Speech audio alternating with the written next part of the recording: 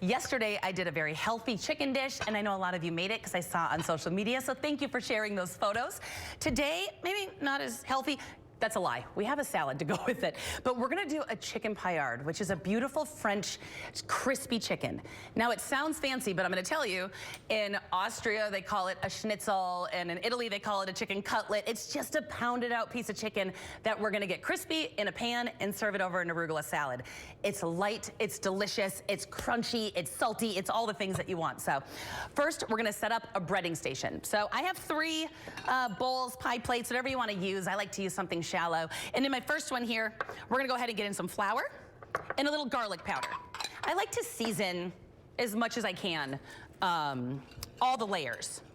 So I'm just gonna kind of mix those up in a shallow bowl. You can do this on a plate, whatever you want, big old bowl, big old container, whatever you wanna use. Next, I'm gonna go ahead and do 2 eggs.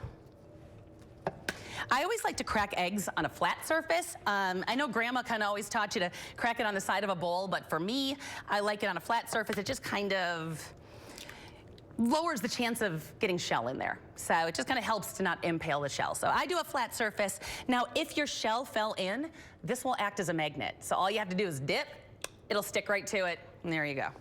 So give these a nice little whisk. All right. I don't season this layer. You don't need to season this layer, but I'm going to season the 3rd layer, which is panko breadcrumbs, which is my favorite. You can absolutely use an Italian-style breadcrumb or anything like that. But for me, I love panko because it's light and it's crisp and it's delicious. And I'm going to add a little Italian seasoning to it. And then I'm also going to add a little of really finely grated Parmesan. I want the Parmesan in here. That's going to help create a very golden crust. Get my pan hot here and give that a good mix as well. And now you're seasoning all over the place. And we're gonna season up our chicken. MITG, honey, make it taste good. Do not serve bland food, so we wanna get some chicken going here. So I had a huge chicken breast. I cut it in half right through the middle, okay? Now, you can always splurge and get the thin cut already. You can get them at the grocery store where they're already thin sliced for you, but I find they're just as much as the whole ones for half the meat. And also they're never that even. So they're really skinny and then they get really fat. So for me, I just slice it down the middle. All right, and then we're just gonna lightly pound this out. I just put it between plastic wrap. If you don't have a meat mallet like this, just get a heavy pan, like a nice little flat, heavy pan will work just as well. And we're gonna pound this to about 1/4 inch. And I just kind of feel it to see because I want this to cook quickly on the stove. All right, that's looking about right. I'm gonna keep it on the plastic wrap so I don't get anything on my cutting board. Now let's go ahead and get a little salt and pep on this. Lightly, because I do have other things seasoned here. But from nice and up high, get that even blanket of kosher salt over the top, along with some pep. And while I do the other side, I have a little vegetable oil, canola oil, some kind of oil that you like to fry with. I don't use an olive oil because I feel that it burns too easily. So I do kind of more of a heavy duty neutral oil. And we're gonna get this nice and hot because this takes very little time to cook up.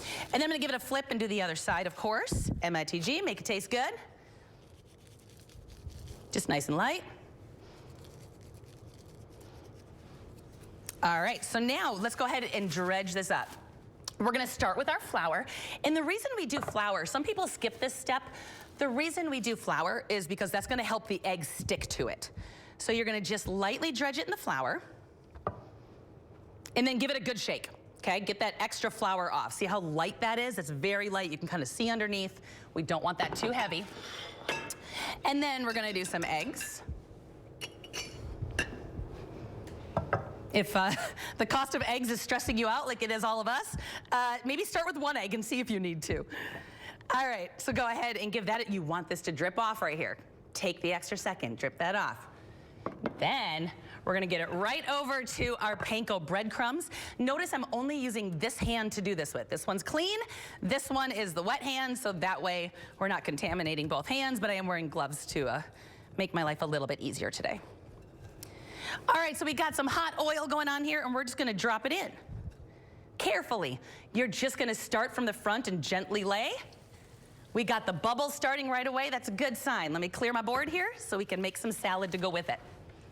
Now, one of the tricks here is to have your oven set at about 250 degrees, because sometimes you gotta do these in batches. I'm doing one at a time here. Sometimes I have a huge pan and I'm doing 4, but I need to do a bunch. So you can keep it warm in your oven at like 250 degrees. It won't overcook it, it'll just keep it warm. Now let's make a vinaigrette to go with this. So I love a bright lemon vinaigrette to go with this because this is a little heavy. We want something light and bright to freshen this up. So the first thing I'm gonna do is I'm not gonna use any sort of vinegar in my salad dressing. I want to use lemon juice instead. So the first thing I'm gonna do is get some lemon in here.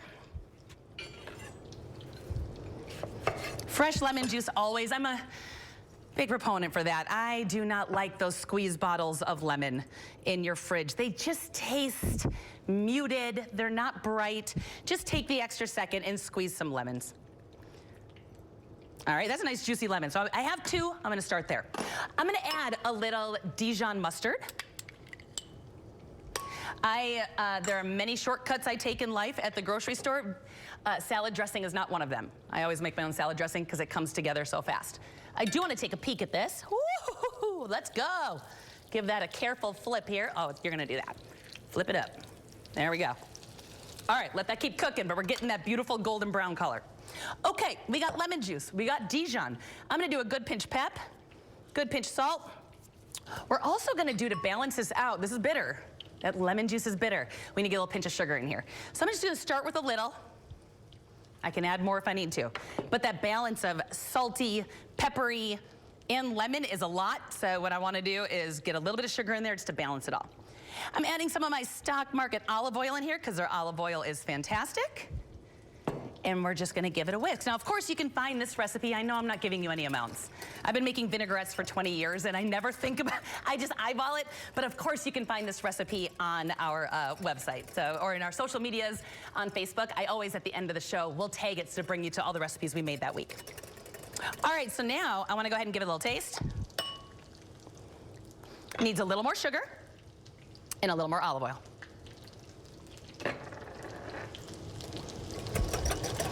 And this is so easy. You can put all of this in a blender. If you don't want to whisk, you can put all this in a mason jar and just give it a quick shake. And on the side here, I have a bowl of arugula. Now, I love arugula because it's peppery and light and adds a really bright freshness because this is a little heavy, so it's gonna brighten it up. Yeah, I'm gonna let that go just for 1 more minute, but we're right there. So I'm gonna go ahead and add this in. Actually, we need to give it another taste. MITG, make it taste good. Make sure that we love it. Now that I've mixed it a little bit. See, I'm glad I did that. It needs a teeny bit more sugar. That lemon is aggressive today. So we're gonna just do a little more sugar in there. All right, now we're gonna give this a toss with our arugula.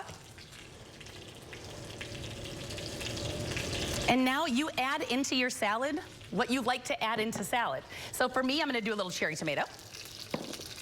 But before I do, chicken tongues. I'm gonna go ahead and take my chicken off the fire here. Actually, maybe this might work a little better for me. Look at how crispy and gorgeous that is. And all the flavor, you can see the Italian seasoning, you can see how that Parmesan really got really golden and delicious. Just set that to the side for a moment. And now for me, I love to add in cherry tomatoes. Nice and fresh, nice and light, because you're looking at the chicken going, okay, it's fried, it's heavy, it's crispy. Well, you know what? It's delightful over a bright salad. And then finally, the last thing I want to do for this salad is grab some Parmesan. I always have Parmesan in my house because it's my favorite cheese. You're gonna get a nice vegetable peeler and you're just gonna shave. Get some big chunks of Parm in there. This came together. Did you see how fast this came together? This is a perfect lunch. If you have people coming over, it's a hearty dinner. This is just beautiful at any season. I'm gonna mix this up with the dressing. Now, most people would put salad and chicken over the top. I don't. I like to have chicken on the bottom. Look at crispy and delicious. And then I am a weirdo. I pile the salad on top. I want the tomatoes, I want the Parmesan, I want all of that. I mean, this looks like a 4-star meal and it came together in 10 minutes. I love food like that. It's not fussy, it's gorgeous, it's fresh, it's delicious. I highly recommend you make this at home, and I'm excited to dig into this shortly.